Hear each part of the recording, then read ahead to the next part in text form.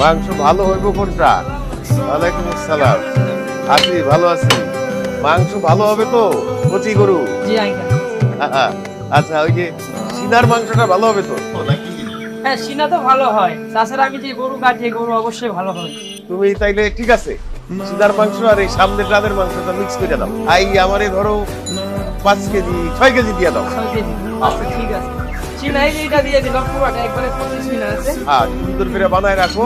শুনো, আগামীকালকে আমার মেয়ের এনগেজমেন্ট, বুঝছো?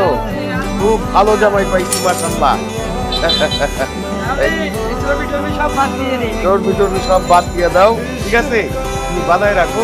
আমার তো আরো অনেক বাজার আছে, বুঝছো না? এনগেজমেন্ট বলে কথা, আমার একমাত্র মেয়ে। আমি বাজার কিনে আসতেছি। জামাল, ওয়ালাইকুম আসসালাম, ভালো আছো? শুনো, আগামীকালকা আমার একমাত্র মেয়ের এনগেজমেন্ট, ফল নিতে হবে। এক কাজ করো, এই যে কমলা দাও 5 কেজি, এইটা 5 কেজি, এই সবুজ আপেল দাও 3 কেজি, আর ওই লাল আপেল দাও 2 কেজি, 3 কেজি, এটাও 3 কেজি। বেদানা দিবা, বেদানা কয়টা দিবা? 5 কেজি দাও। আঙ্গুর দাও 4 কেজি, আর তরমুজ দিবা 3টা। আর সাগর কলা, সাগর কলা 4 ডজন আছে না? ওগুলা সব রেডি করে রাখো। মালটাও দিবা।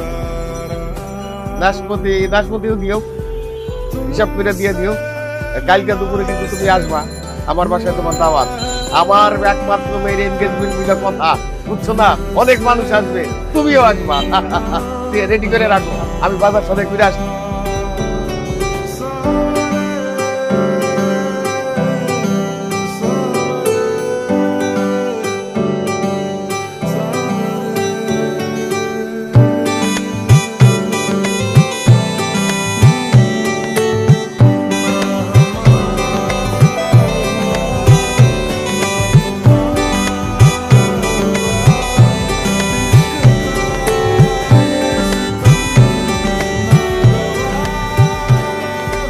আমরা কিন্তু ম্যাচ জিতছি, হ্যাঁ জিতছি না?